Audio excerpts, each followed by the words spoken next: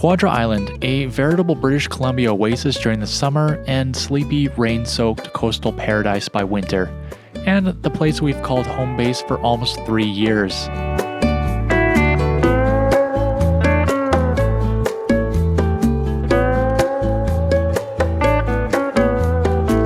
It was here that I was visiting when Meg and I met.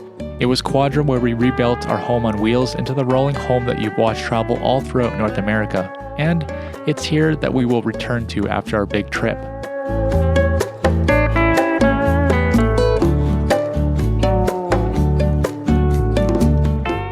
We have a lot of history on this little island, a lot of memories, and much of our life together is wrapped up in it. And over the next 3 weeks, we'll be preparing to leave it for almost 2 years. After 4 months of driving throughout the Great White North, the van will be undergoing some final repairs and changes so that we have a buttoned up and reliable vehicle for the entirety of the Pan American Highway. During our time on Quadra, we'll also catch up with family and friends, make final travel arrangements, and then just before leaving Canada, we'll head to Vancouver to get married. Leaving for a 1.5 year long trip is a pretty big undertaking, so we have a lot to pack into a time slot spanning just under 4 weeks, so there's really no time to waste.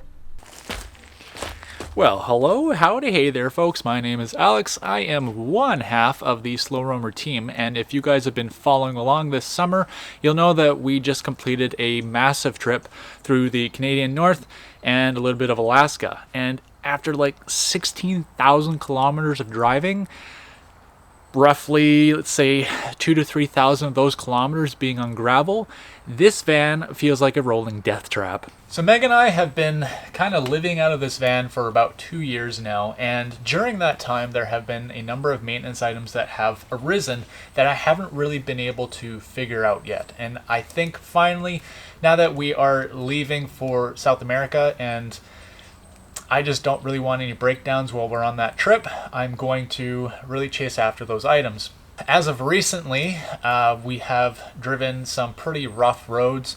We did the Dempster Highway, which return trip is roughly 1,800 kilometers on gravel, and then we did the Canal Road, which is about 500 kilometers on gravel, and we also did the Top of the World, the Denali Highway, all of which are gravel, and they've been pretty hard on the van. Coming away from Canal Road, we had a check engine light, which was for a P0332 code, which is NOx sensor. And then in addition to that, we can also hear the fuel pump, which I replaced right before the summer, is starting to sound like it's sucking up gravel, so that needs to be replaced. As well, the van needs probably new upper ball joints, new tires, and kind of like a bunch of other little things. So we're back home here on Quadra for a short time, and we are going to be tackling all of those items while trying to show you a little bit of where we live before we leave here for an entire 1.5 years. But before we get started, I'd like to quickly tell you about the sponsors of this video.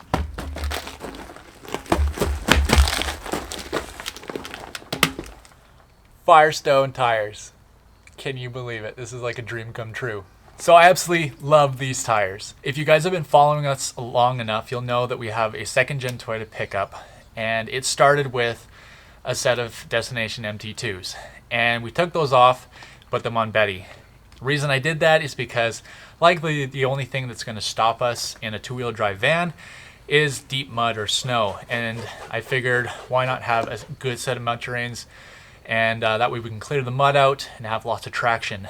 And these tires have totally delivered, and we're so stoked to get a new set. I love them because they're lightweight, they're actually really quiet, the tread wear is incredible. So take into account for a second that the van is 8,700 pounds. That's almost like 4 metric tons.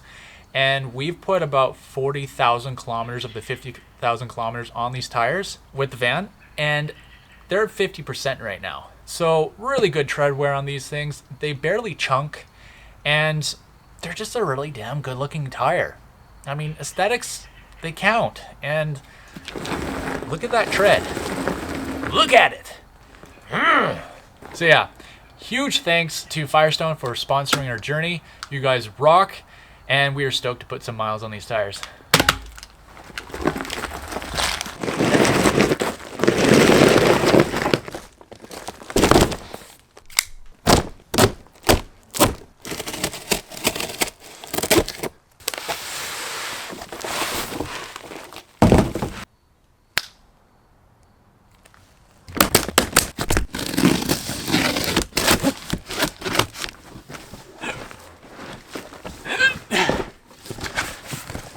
Okay, I need to not break my back here. Oh, shiny.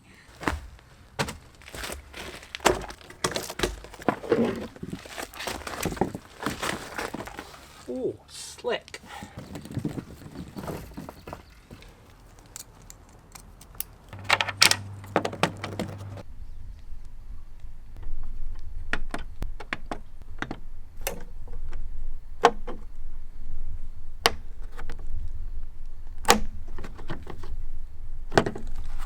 Alright, so to be completely honest with you guys, I never thought the day would come that we would have to use one of these portable power stations. If you guys follow along with us, might remember earlier this summer we had some power issues.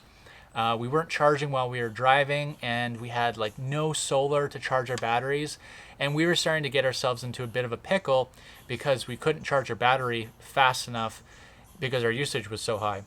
And because Meg and I work on the road, it's really important that we can power our devices. Obviously, the videos that I make that you guys watch requires a lot of power. So camera batteries, drone batteries, and computer battery. And let me tell you, I absolutely blast through battery power when I'm editing. So earlier this summer, although that literally had nothing to do with our electrical system on board, it was our alternator that wasn't charging our batteries. It still kind of put the fear of having no power inside our brain.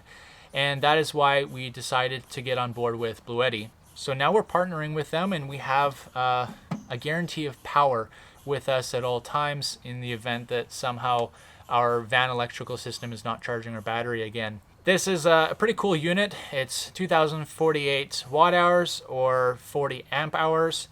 And you can charge it from the 200 watt solar panel behind me off a wall or from the van. And it's also a 240 watt inverter? And you've got like USB-A ports, USB-C here. You've got your cigarette lighter and whatever that is. Yeah, this is gonna be great. Thanks, Bluetti.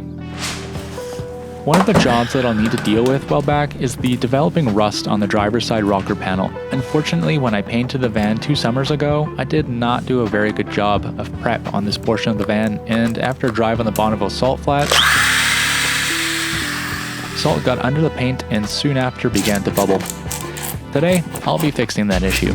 I'm using a wood chisel to chip off the bubbled paint, and then we'll go down to bare metal and do a proper job of priming the metal before painting over. As you saw, I'm powering all my constant duty tools using the Bluetti just to see how it does. Starting at 100% and sanding down rocker panels on both sides, which accounted for about 40 minutes on the tools, the battery had only dropped to 94%. Not bad, not bad. And just like that, down to bare metal. Looks like we got a little bit of cancer right there. No bueno, I hate cancer. It turns out there was a lot more rust than I had initially thought. When I found the hole in the rocker and began to clean it out, it turned into a far larger hole soon after. Unfortunately, I wasn't well equipped to be dealing with rust holes on this little adventure. This is a very shameful thing I'm about to do.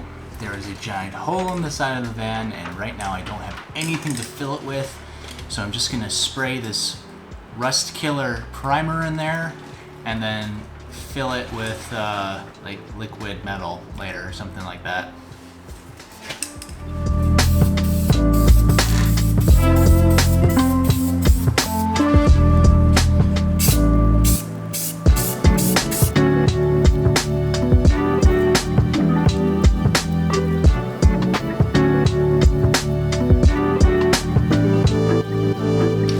The last product I'm going to be using over top of all this is this black rocker guard.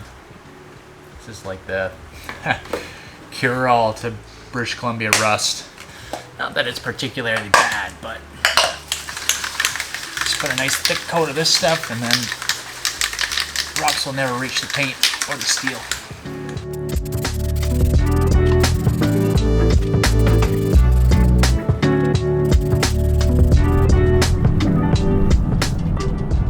Alright, so the old man and I are heading into town today.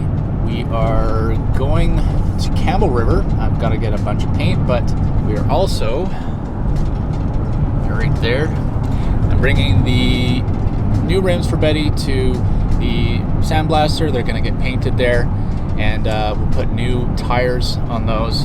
It's kind of the first thing I got to do because I'm just waiting for parts. Yesterday I spent about $800 on parts, and yeah, we're just getting close to that point where suddenly it gets crazy and I have to start doing tons of work trying to get this van ready to go and prepped for Central and South America.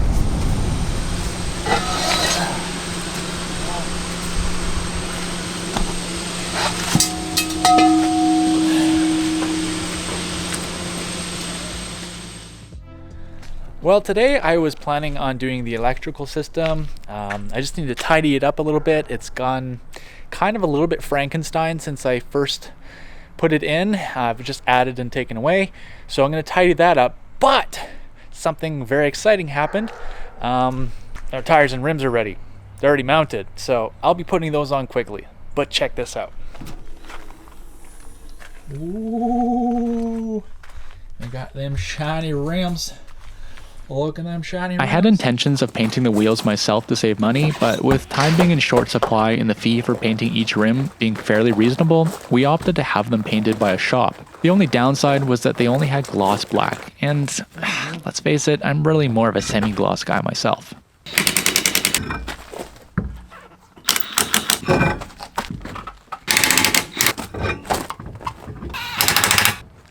Overall though, I think they look pretty good.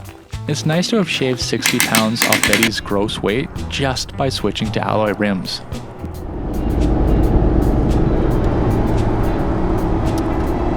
So today we are following Wesley to his shop, and we're going to get Betty up on a hoist and just address a few issues, maybe fix the exhaust manifold gaskets, put a new fuel pump in, address the knock sensor, and Wesley has been kind enough to offer up his Works hoist so we can do all the work, and he's going to be doing some of the work as well.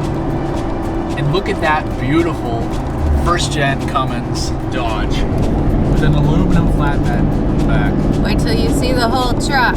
It's a beauty. Look at that piece of artwork right there. Well, we've got Wes on the job here. Hey Wes, how's it going? Hola, amigo. Amigos. And we're going to do an oil pressure sensor today. We're maybe going to be fixing these exhaust manifold gaskets on just one side, I think, and new fuel pump, and also addressing the knock sensor. Whew. So it's gonna look a little funny. There's not really any good way to do it. But we're gonna hold our foot on the brake, stick it in reverse, and what I'm checking for is the knock sensor here. And if I power load it, it might pull some timing away. So All car guys know, having a friend with a hoist is invaluable. And as a caveat, it's even better if they have a trailer. That's definitely a heavy van. I'm pretty happy with more or less how oil-free the underside is. Yeah, it's pretty good. Yeah, I think there's a rear main leak, possibly. I don't think so. Huh? No. Right, Wes, tell me how tight it is. It's so tight. It's so tight. Yeah. Good. Betty's front end is nice and tight, not rattling apart like I thought it was after the canal. A job like dropping a fuel tank is 100 times easier when you have access to everything while standing up. Wesley and I met when we simultaneously rubbernecked watching each other's rigs drive in the opposite direction. He found me on Instagram short after, and we've been chatting constantly ever since. And quite frankly, I think this is probably a relationship that's going to last a long time. We both really like trucks. And then I put a nut on top of the little ball that I make there. Yeah. And then I weld the nut to the ball, and then I wiggle it out. Cool. Yeah. It's an aluminum head. Now I'm scared.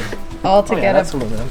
get a broken bolt out. It seems ridiculous, but yeah, all to get a broken bolt out. Oh goodness gracious. Brand new fuel pump. Hopefully this one doesn't crap out on us in 4 months. What are you doing, Alex? I'm trying to get the Hey.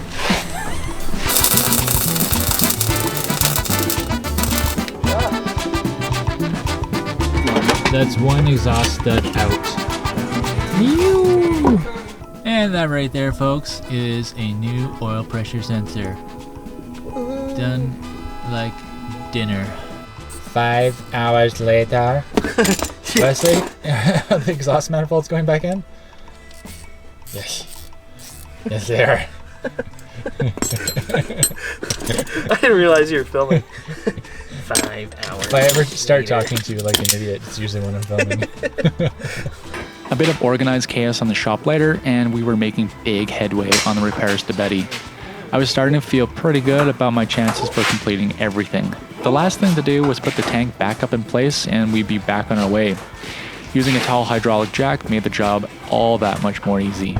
All right, now that we are finished with all of the mechanical repairs, massive shout out to Wesley for helping me out with those.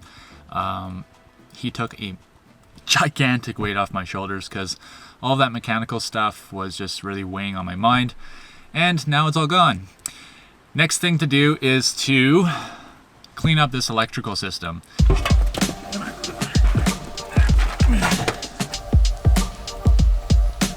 All right, now that I've crammed myself in here with all of my boxes of connectors and all that fun stuff, it's time to start pulling everything apart, labeling all the wires, and then pulling off all of these accessories and organizing.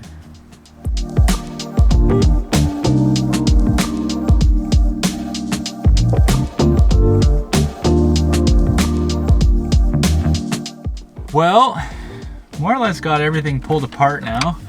It was a little bit of fun. Admittedly, and I'm full disclosure guys, I did not do a great job of building this electrical system. I built it on the bench and I did not account for this space getting a lot smaller than I thought it would be, and then I just didn't do a very good job of wiring. I created this kind of like wire-filled abyss down here, and now it is time to fix that. So reassembly time now.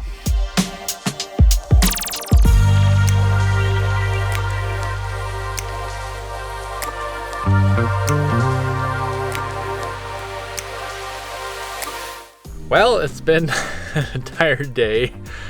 Ran out of batteries on my GoPro, so the time lapse didn't really continue there, but it's looking really good. But check this out. This insanity. I've just been packed in here all day long. Just got crap everywhere. Oh lordy. Alright guys, it has been 2 or 3 days since my last clip, and the electrical system has been reassembled. We're all done. It's nicely in there, better organized. So we've made a few changes to this electrical system, but before I go on to that, I just want to let you guys know that the long-standing partner of the Slow Roamers channel is Rare Earth Elements Solar, and we've been rocking their electrical equipment ever since, and it's been really great. They've done a few things that other companies don't do, and they are based in Vancouver, British Columbia. So if you guys are Canadian and building an electrical system, make sure to check out Rare Earth Elements Solar.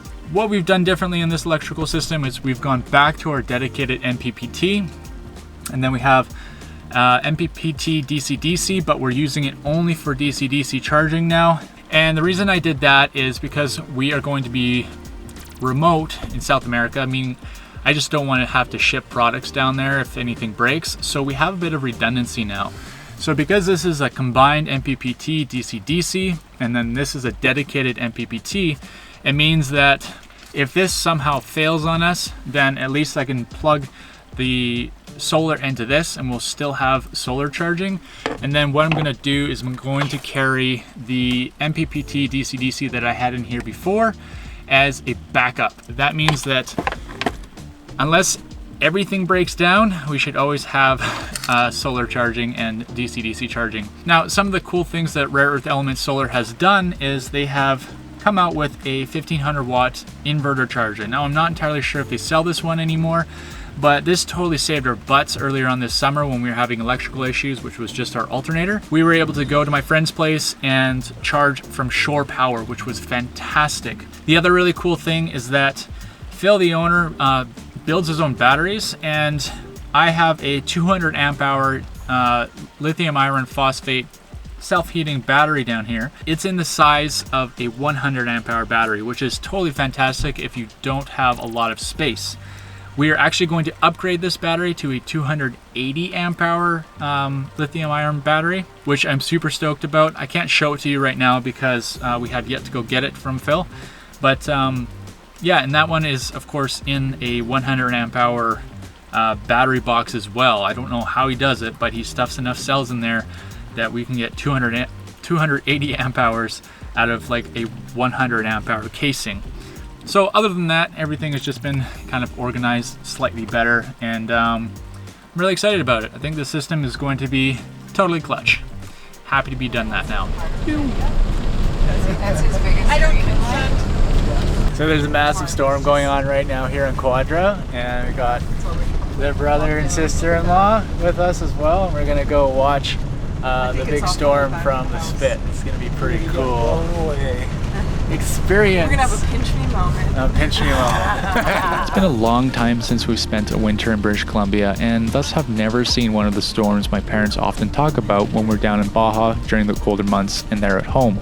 So this is a unique opportunity for us to see just what it's like.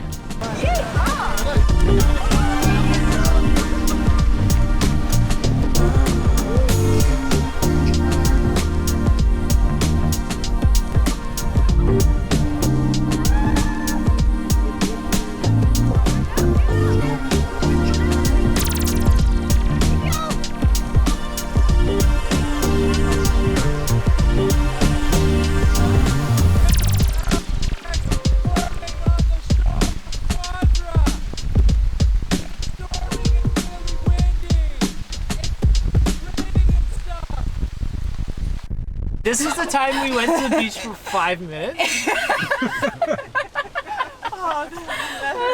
Okay, what are our thoughts on the storm? Seemed like a good idea. It's well named. It deserves it. No regrets. We visited with family that weekend and then made our way back to Vancouver shortly after. There's a couple more things we have to do before we can finally leave. Get an upgraded battery, and last but not least, get married. No big deal. Back in Vancouver, it's all about playing the waiting game. There are last minute wedding details to finalize, and we're taking time to catch up with Meg's family and friends before the big day. When we got engaged in the wilds of Alaska, we knew we didn't want to stretch the engagement out for 2 years. Neither of us has ever dreamed of a large, elaborate wedding, so we chose something more intimate. By keeping it small and close-knit, we'll be able to say our vows just before embarking on our grand adventure, traveling the Americas as husband and wife. Right, we're here in a dark alley with Phil from Resolar. Oh my god, don't show this. And he's upgrading our battery. This is a 280 amp hour lithium phosphate self-heating battery from Resolar. Ooh, it's so fresh and so clean. Oh yeah. Still says 200 on it. Oh, that's okay. False advertising. I believe you. I believe you. There you go. Fits. Maybe try it. Well, today is the day. We are getting married. Emailing the guy back and I'm going, okay, well, Okay, psych. This is the problem with having a spontaneous wedding is there happens to be a film crew exactly where we decided we wanted to get married. Classic Yeah. stitch up. Classic stitch up, exactly. By the province of British Columbia, who knew, huh? Pronounce you as husband and wife. Congratulations!